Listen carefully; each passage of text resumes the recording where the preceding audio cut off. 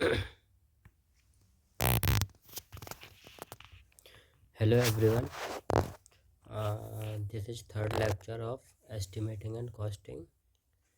ये ऑब्जेक्टिव से related lecture है। इसमें फर्स्ट एंड सेकंड लेक्चर हम लोग ऑलरेडी पहले कर चुके हैं, जो इसी यूट्यूब चैनल पर अपलोड कर दिया मैंने। आवाज़ क्लियर आ रही है आप लोगों को? तो आज का जो थर्ड लेक्चर है एस्टिमेटिंग कॉस्टिंग के नेक्स्ट ऑब्जेक्टिव है। मैं आपको ऐसे ही day by day next lecture provide करता रहूँगा ऑब्जेक्टिव के। बढ़िया, इसमें ऑब्जेक्टिव के साथ थ्योरी भी कवर की गई है जो कंसेप्चुअल, इससे कंसेप्ट आपके और स्ट्रांग होंगे। तो ये लेक्चर किस किस एग्ज़ाम के लिए है देखते हैं।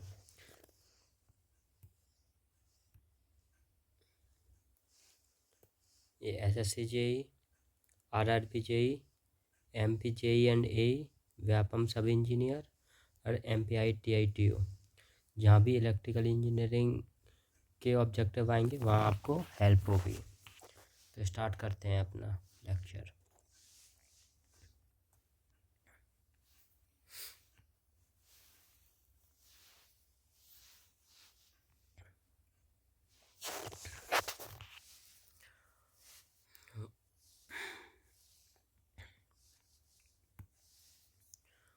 What best describe the characteristics and advantage of lump sum contract?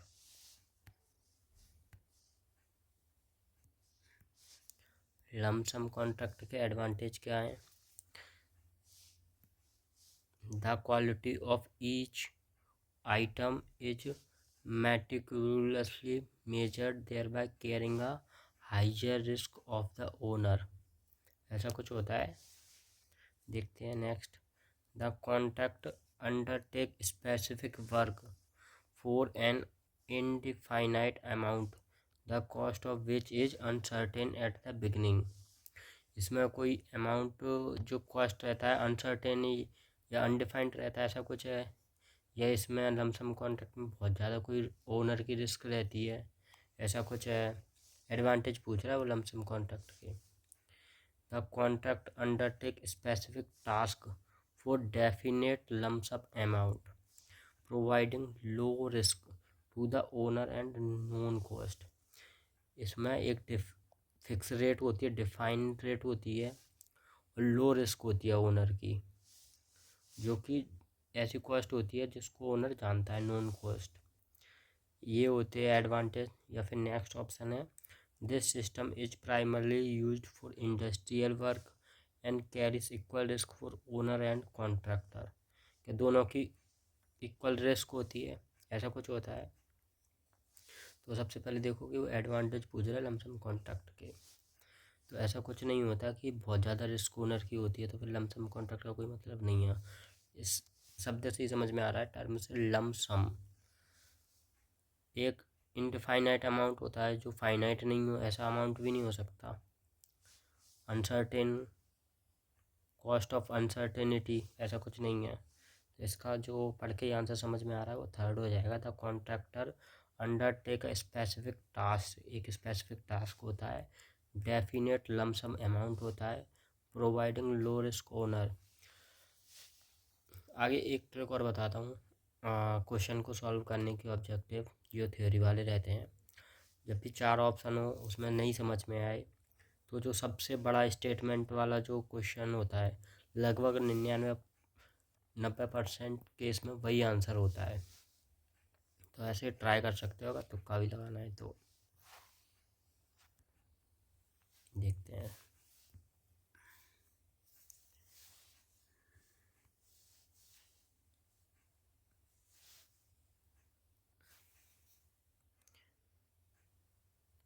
The contract the contractor undertake a specific task for indefinite lump sum amount, providing low risk owner and known cost.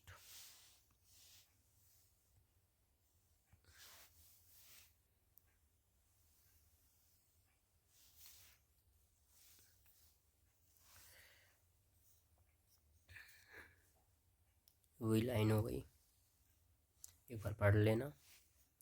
lump sum contract. In this system, the contractor undertake a execution of a specific work for definite lump sum amount within a specific time period. On completion of the work, it is checked as per drawing and specific and approved amount is paid the contract. The quantities of previous item is not measured. ठीक है, advantage देख लेते हैं इसके एक बार. Low risk on the owner, higher risk of the contractor. Cost is known as at beginning. Contractor selection is easy. 3 advantage हो गए.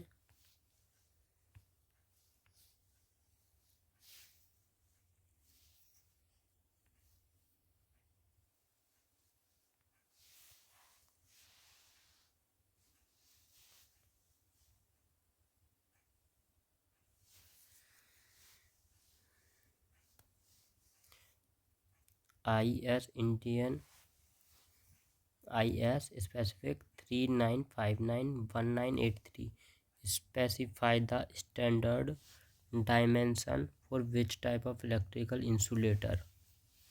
ये जो 39591983 स्पेसिफिक स्टैंडर्ड जो है किससे रिलेटेड है? पिन इंसुलेटर से है, सस्पेंशन इंसुलेटर से, स्ट्रेन इंसुलेटर से, सैकले इंसुलेटर से. तो ये एक रिमेंबर रखने के लिए है, याद रखने वाला क्वेश्चन है. 39591983 1983. तो ये है सस्पेंशन इंसुलेटर से.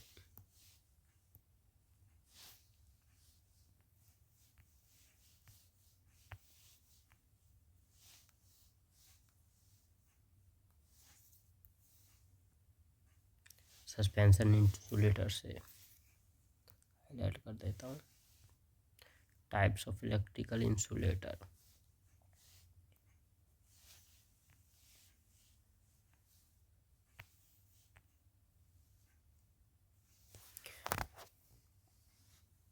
Year of publication 1983.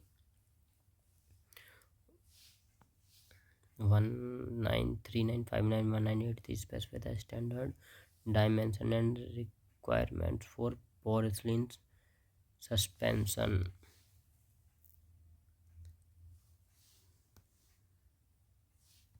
Porcelain suspension insulator used in electrical power transmission and distribution system.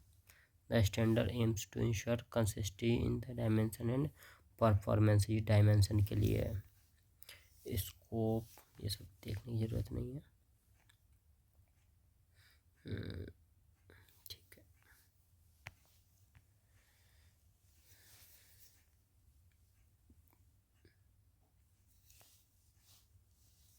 What is the primary scope of the National Electric Code NEC 2011? ये क्वेश्चन आजकल बहुत एग्जाम में काफ़ी टाइम से आ रहा है. इसको थोड़ा सा इससे रिलेटेड और भी ऑब्जेक्टिव मैं करा दूंगा आपको आगे, तो इसको थोड़ा सा अच्छे से देख के जाएं. आने के काफ़ी ज़्यादा चांस हैं इसके. What is the primary scope of the national electric code NEC 2011? Scope क्या क्या है? To focus exclusively on renewable energy system, to define standard for power generation and transmission. ये जो NEC है, national electric code, renewable energy से है, power generation transmission से है, या to provide guidelines for the design and installation of electrical system to ensure safety and reliability. इससे है सेफ्टी और रिलायबिलिटी एंड इंस्टॉलेशन से है, या to regulate the manufacturing of electrical application appliances and device से है, मैन्युफैक्चरिंग से related है. तो ये है guidelines, design and installation of electrical system and ensure safety and reliability.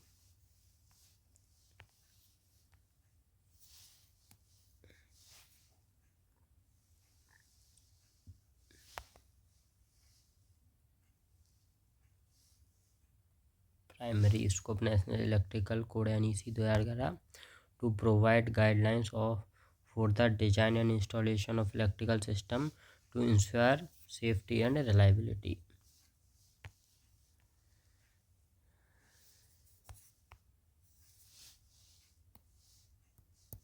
ये पॉइंट तो हो ही गए इसमें, टू प्रोवाइड, ठीक है।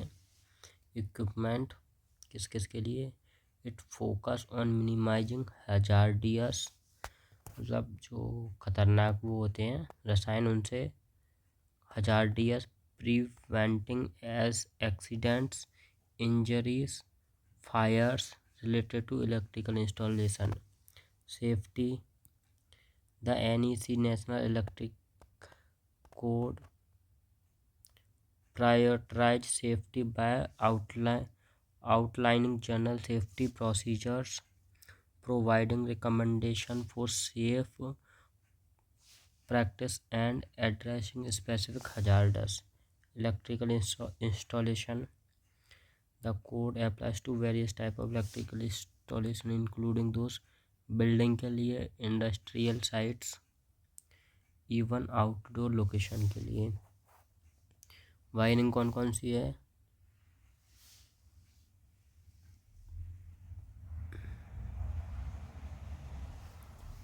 Maintenance of electrical equipment and wiring ensuring the meet safety standard, hazardous areas, dangerous atmosphere से related.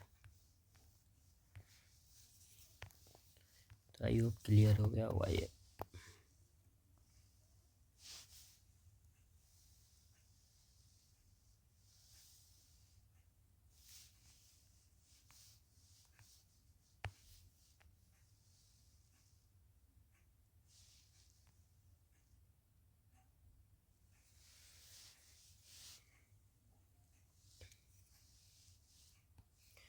Which earth electrodes are recommended for industrial load above 30 HP? कौन सा इलेक्ट्रोड इनमें से रिकमेंड किया जाता है इंडस्ट्रियल लोड्स जो 30 HP से ऊपर के लोड हैं उनके लिए? एल्यूमिनियम की प्लेट भाई, कॉपर की प्लेट, स्टील की प्लेट, GI गैल्वेनाइज्ड स्टील की प्लेट। तो कौन सा किया जाता है, एबव 30 इंडस्ट्रियल लोड है तो एल्यूमिनियम नहीं करेंगे, स्टील नहीं करेंगे, GI पाइप भी नहीं करेंगे, एक बचता है कॉपर। क्यों? क्योंकि इसमें लिखा है above 30 HP।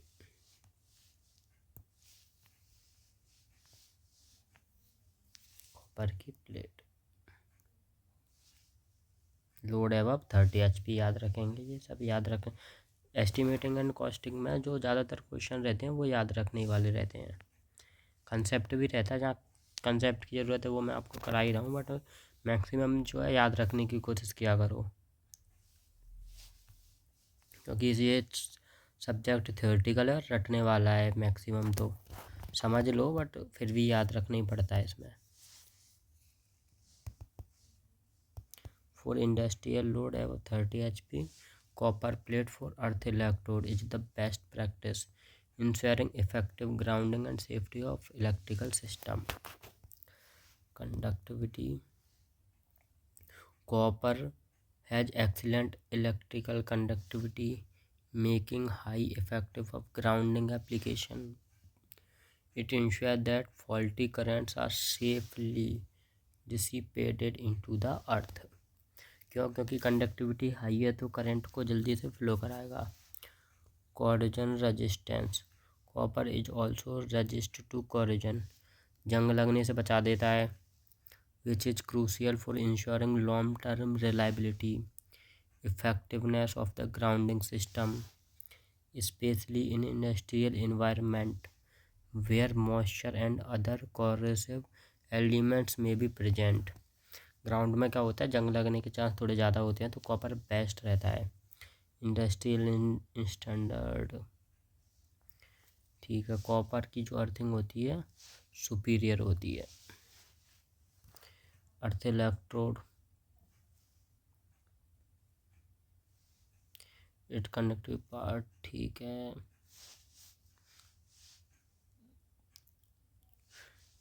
Concrete in soil, concrete और coke in electrical contact with earth, the resistance of electrode, ठीक है। The minimum size of G I earth electrode should be 15 HP। तो जी आई का जो होता है वो किसके के लिए 15 HP, 60 सेंटीमीटर इंटू 6 mm, आर बराबर रो एल अपॉन ए, सबको ही पता होगा।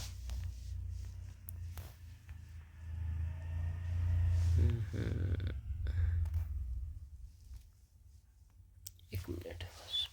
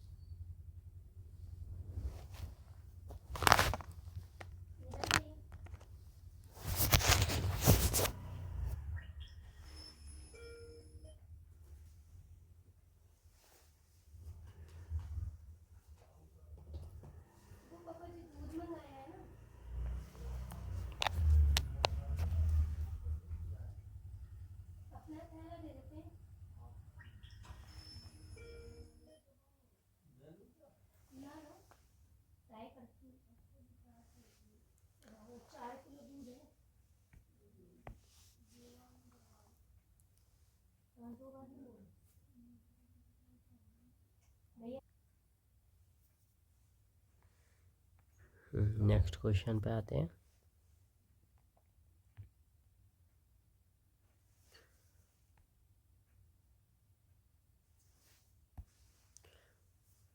Which one of the following points of view of power supply required for modern building work is incorrect? इसमें से कौन सा इनकरेक्ट है?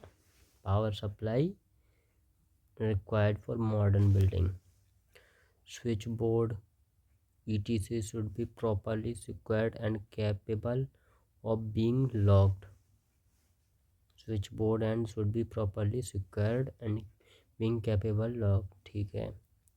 इनकरेक्ट पूछ रहा है, the goods to be supplied should not be very high quality as the diplomat is temporary and will save cost, पैसे बचने चाहिए, क्वालिटी घटिया होनी चाहिए। तो ये क्या है? गलत हो गया। नेक्स्ट क्या बता रहा है, the switch board should be about 1.5 above the ground level, switch board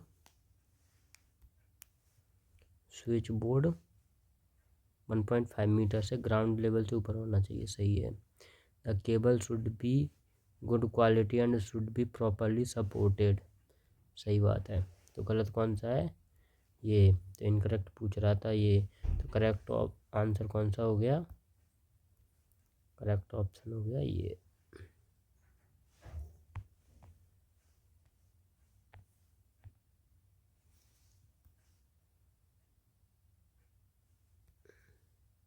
the goods to be supplied not be very high quality and save the cost, ऐसा कुछ नहीं है।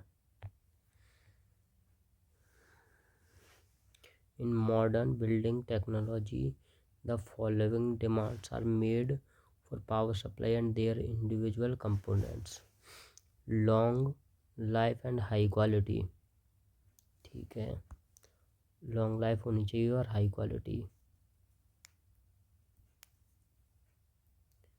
Long life and high quality, safe protection in the event of fire, low fire load, the switch, इसमें load की बात कर रहा है, लो फायर लोड होना चाहिए, मतलब जो लोड होता है वो लो फायर वाला होना चाहिए। और इधर कह रहा है safe protection in the event of fire, जब आग लगे तो सेफ प्रोटेक्शन होना चाहिए, बट जब लोड कौन सा टाइप का होना चाहिए, लो फायर वाला। The switch board should be about 1.5 above the ground level.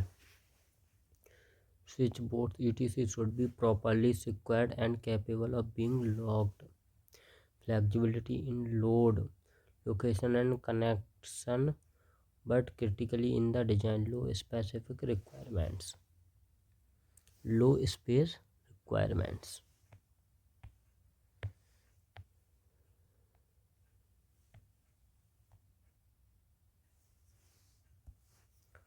Which act is used to regulate the Indian power sector today?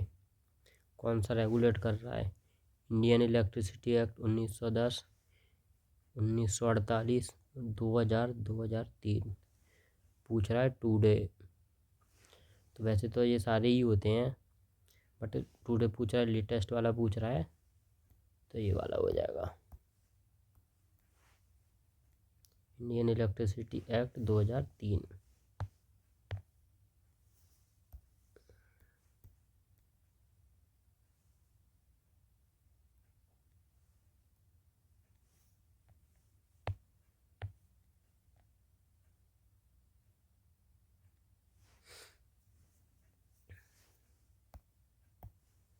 The Indian electricity act 1910, first regulation to groom the supply, generation, distribution electricity was Indian Electricity Act 1910. This act dealt with generating, granting license to any person of the supply of energy in particular area. Electricity Act 1948 was implemented especially to normalize the production and supply of electricity, stabilize valuable electrical developments। ठीक है, central electricity board के लिए main तो ये electricity act 1998, electricity regulation commission act 1998 is the reason behind the establishment of central electricity regulatory commission CERC, ठीक है। ये central electricity regulation commission से 1948 वाला, और जो 1948 वाला है सेंट्रल इलेक्ट्रिसिटी अथॉरिटी से रिलेटेड है। 2003 वाला देख लेते हैं जो लेटेस्ट वाला है एक बार।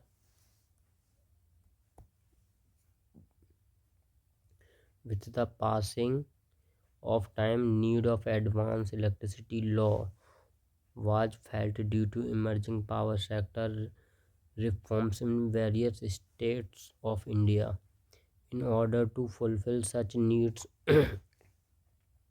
central government enhanced the Electricity Act 2003। The prominent features of 2003 Act are, क्या क्या फीचर्स हैं? State electricity board were redesigned into district entities that were authorized to slowly govern the generation, transmission and distribution। ये तीनों से related है। Generation,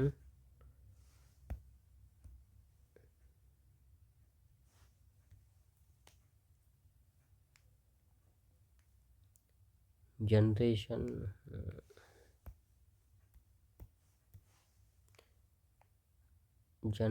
generation, transmission and distribution से। The trading of power and licence generation activity by recognize, ठीक है, the system.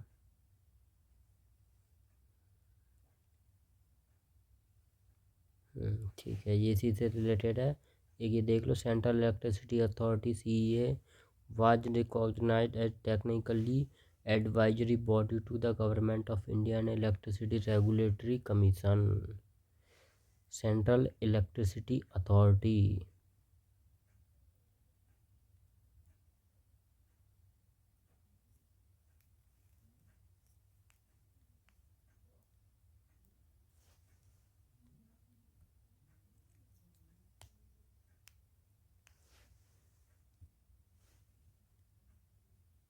Central electricity authority CEA।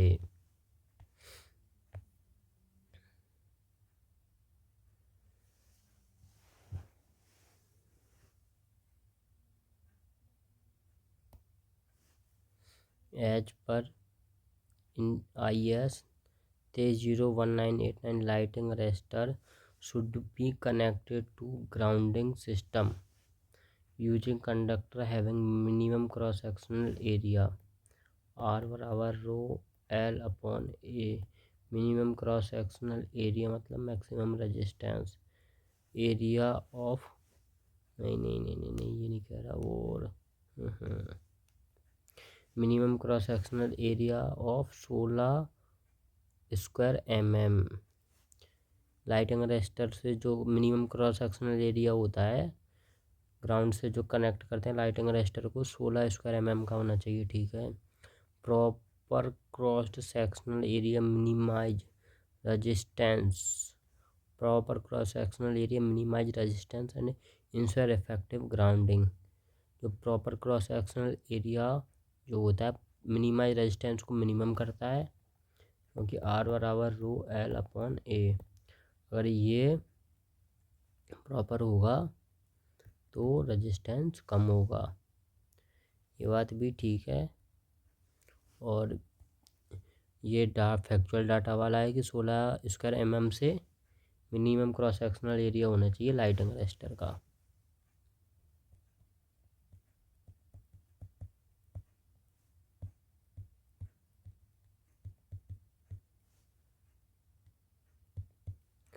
Lighting arrester का cross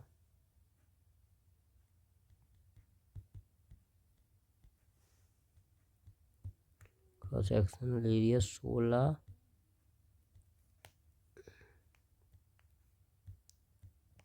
square mm का होना चाहिए, ये बात भी सही है। Both statement are true and correct explanation of statement 1।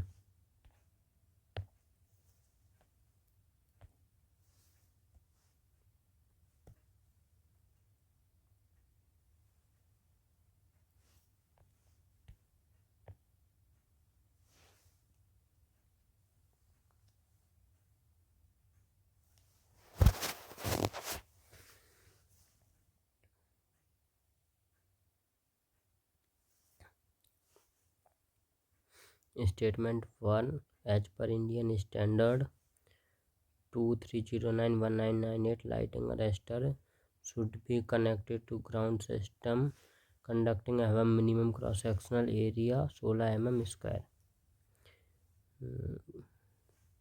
1998 किससे, Indian standard code.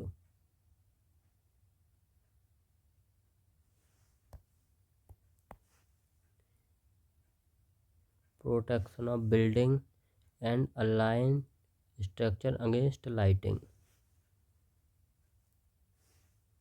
Least 16 square mm से नहीं होना चाहिए। According to standard cross sectional area of conductor should be ground lighting arrester must be least, ठीक है। Proper cross sectional area minimise resistance and ensure effective grounding, ठीक है, हो गया। ये भी देख ही लिया था 1989 एंड ग्राउंडिंग अर्थिंग का। लाइटिंग अरेस्टर का देखते हैं एक बार। Lighting arrester are device used to protect electrical system and structure for lightning strikes. They work by intercepting the lightning strikes, providing control lighting flow the ground.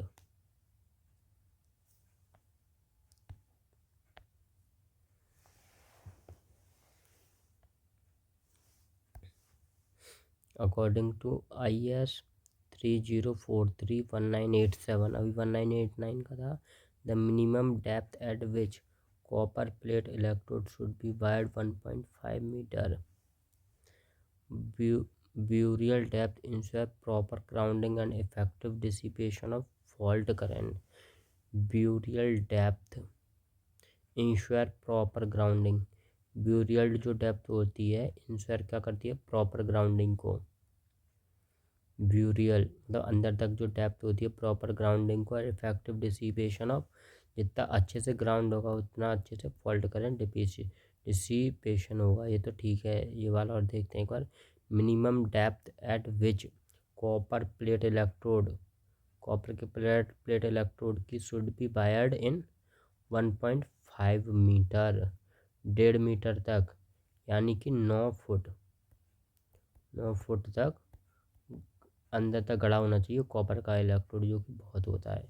तो ये बात भी सही है। ये सारी चीज़ें आपको पढ़ के समझ के उसके बाद याद भी रखनी पड़ेंगी, यानी ये इसका करेक्ट एक्सप्लेनेशन है। क्योंकि पहला स्टेटमेंट कह रहा है कि कॉपर का प्लेट इलेक्ट्रोड 1.5 मीटर तक गहरा होना चाहिए, दूसरा भी कह रहा है कि जो डेप्थ है अंदर तक होगी तो ग्राउंडिंग क्या होगी, इफेक्टिव होगी, फॉल्ट करंट आसानी से डिसिपेट होगा।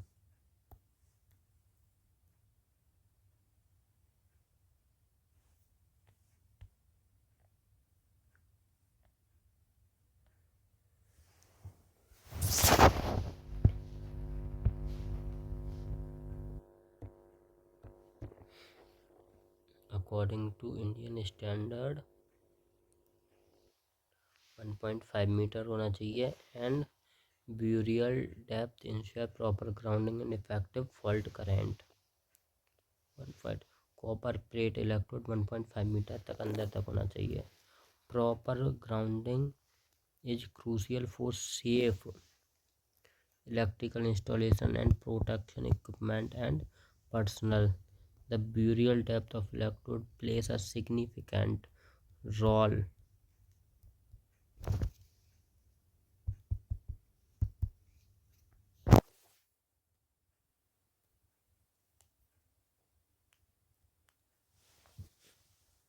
signif-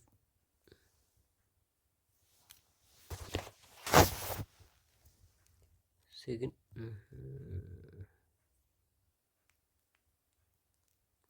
significant role ensuring effective dissipation of fault into the earth.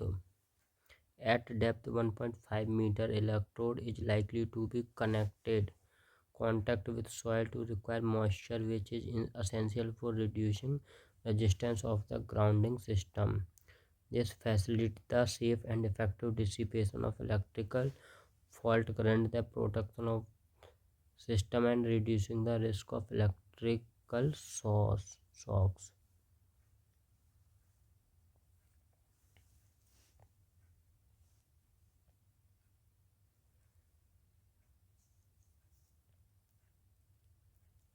इसमें अर्थिंग के बारे में बताया गया, इम्पोर्टेंट सेफ्टी इक्विपमेंट प्रोटेक्शन ये देख लिया था अभी।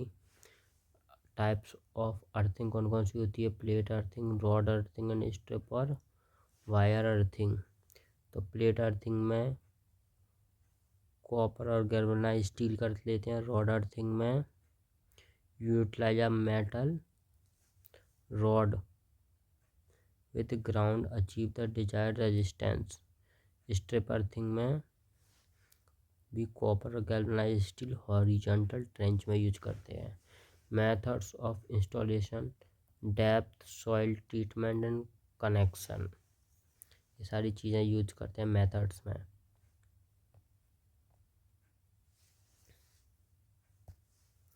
As per as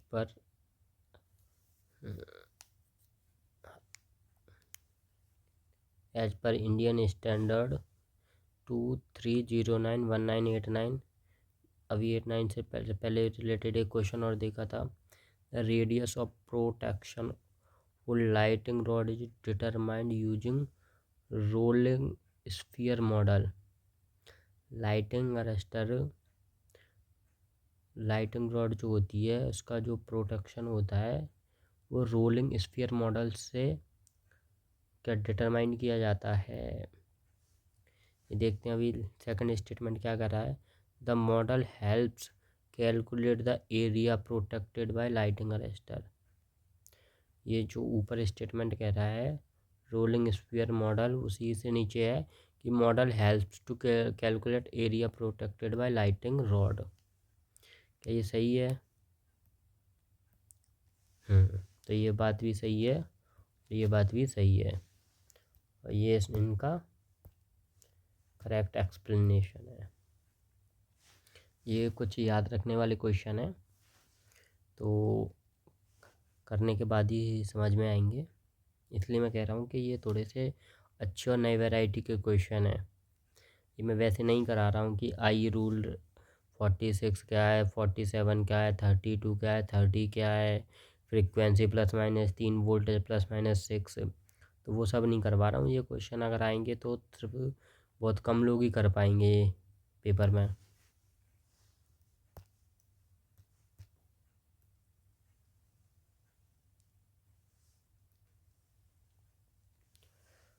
As per Indian standard, the radius of protection lighting rod is determined by rolling sphere model. The model helps to calculate area protected by lighting rod. एक बार देख लेते हैं क्या मॉडल है ये। Rolling sphere model, Indian standard 3098 provides guideline for protection of structure against lighting। 1989 क्या provide करता है? Structure against lighting. रोल, एक बार इसको अच्छे से देखते हैं। Rolling sphere model is a method used to determine the area that lighting protection system can effectively protected.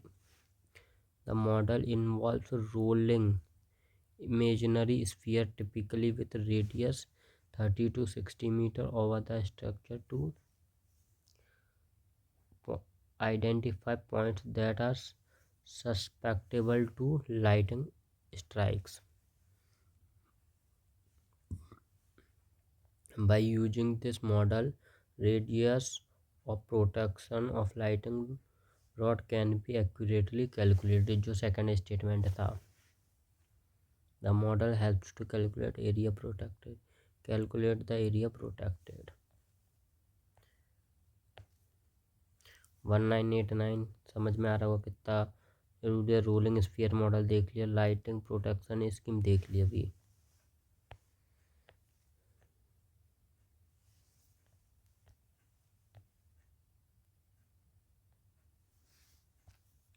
which of the following tenders allow supplier to submit tender only by invitation। ऐसा कौन सा वो है tender जो सिर्फ invitation से, only by invitation? First stage tender, open tender, selective tender, negotiated tender. जो only invitation से सबमिट किया जाता है, तो इसका है selected tender.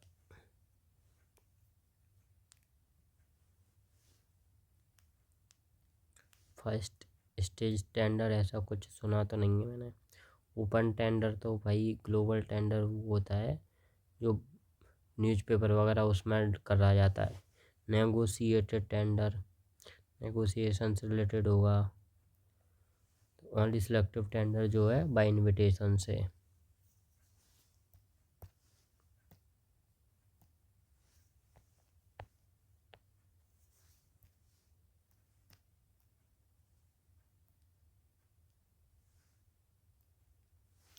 Tender allow only by invitation, selective tender. I hope सबको मज़ा आ रहा होगा क्लास में, लास्ट तक लेते रहिए, बहुत बढ़िया बढ़िया क्वेश्चन करा दूंगा पेपर तक में। डेफिनेशन देख लेते हैं एक बार। A selective tender is a procurement method when suppliers are invited to submit tender based on predefined selection criteria. This tendering process restricts participation to a specific group of suppliers who are deemed suitable for project or procurement task. क्या कह रहा है definition? Selective tender is a procurement method where suppliers are invited to submit tender based on predefined selection criteria. जो selective tender होता है वो उन्हीं को दिया जाता है जो पहले ही से टेंडर पे, मतलब बहुत सारे टेंडर उन्होंने लिए हैं पहले ही, उनका बैकग्राउंड देखा जाता है, तो ये सिर्फ पहले तो उन्हीं को दिया जाता है, किसी भी नए इंसान को नहीं दे दिया जाता। दूसरा, this tender process restrict participation to a specific group of supplier. तो बहुत सारे लोगों को पार्टिसिपेट करने का मौका नहीं मिलता, ये पर्टिकुलर एक इंसान को दिया जाता है। Who are deemed suitable for project और procurement task. Suppliers are typically choice based on their past experience, expertise, financial capacity और other relevant qualification.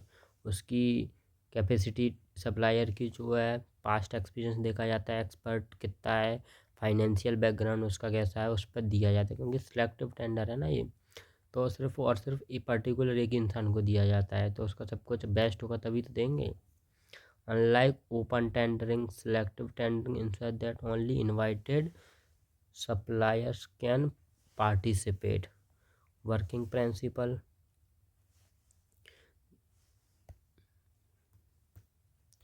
the selective tender process being with buyer producing entity identifying pre-qualifying supplier or contractor who meet specific criteria. Once the list of eligible participants is finalized, invitations are sent to these suppliers requested them submit their tenders.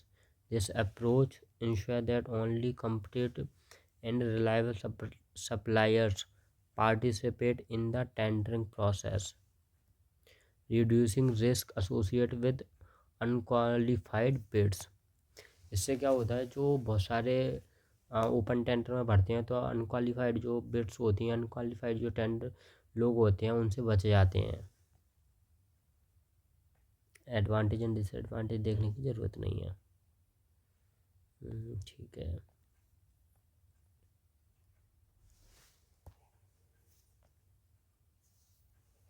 Which type of contract is characterized by the contractor taking full responsibility for designing, contracting, and delivering a fully functional project to the owner?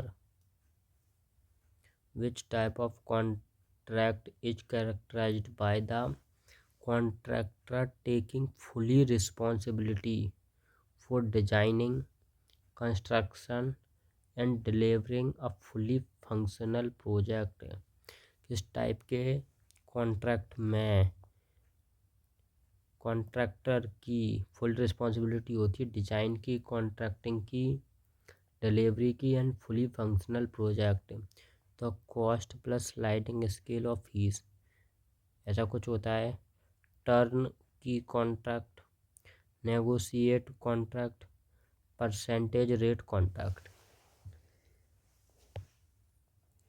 यह आज की class का last question है, तो एक बार दिमाग लगाओ इसमें। मेरे को तो पता है, एक बार फिर से पढ़ो। Which type of contract is characterised by the contractor taking full responsibility for designing, constructing and delivering a fully functional project? ऐसा कौन सा कॉन्ट्रैक्ट होता है जिसमें फुल रिस्पॉन्सिबिलिटी होती है डिज़ाइन की, कंस्ट्रक्शन की, डिलीवरी की, फुल फंक्शनल प्रोजेक्ट, पूरा फंक्शन संभालता है वो? Cost plus sliding scale, turn की, टर्न की negotiated contract, percentage rate contract, तो वही परसेंटेज रेट कॉन्ट्रैक्ट तो परसेंट पे दिया जाएगा। नेगोशिएटेड कॉन्ट्रैक्ट कुछ चीज़ें नेगोशिएट करी जाती हैं उसमें। Cost plus sliding scale, cost plus plus sliding scale fees, sliding scale की फ़ीस तो ये भी नहीं है। टर्न की कॉन्ट्रैक्ट ये होता है इसका।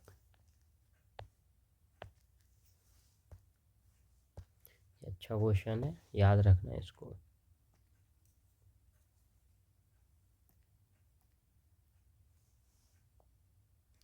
Designing construction delivery of full responsibility contractor की होती है।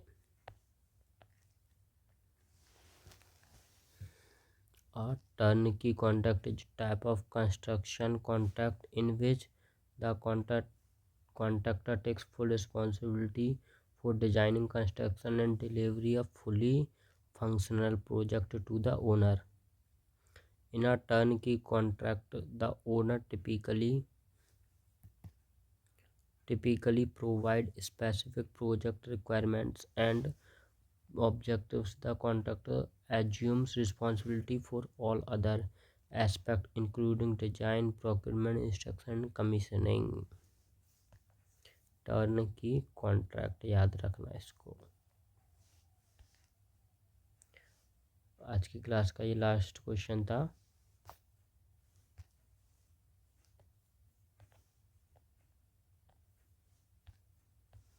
तो आई होप सबको क्लास अच्छी लगी होगी। ऐसे ही क्लास 4, 5, 6 इसकी मैं सोच रहा हूँ समथिंग 8 से 10 क्लास कराऊँगा, फिर नेक्स्ट सब्जेक्ट स्टार्ट करेंगे। तो 8 से 10 क्लास में आपके काफ़ी अच्छे क्वेश्चन इसमें कवर हो जाएंगे। ऐसे नेक्स्ट सब्जेक्ट करेंगे। और आपको क्लास जैसी भी लगे एक बार कमेंट कर देना, जो भी सजेशन हो उसमें कुछ और आपको बढ़िया समझ नहीं आ रहा हो या कुछ और बढ़िया करवाना हो, जो भी हो आपका कमेंट में बता सकते हो आप मुझे, तो मैं उस पर थोड़ा ध्यान दूंगा आगे नेक्स्ट क्लास में। Thank you for watching this video and like कर देना एंड सब्सक्राइब कर देना।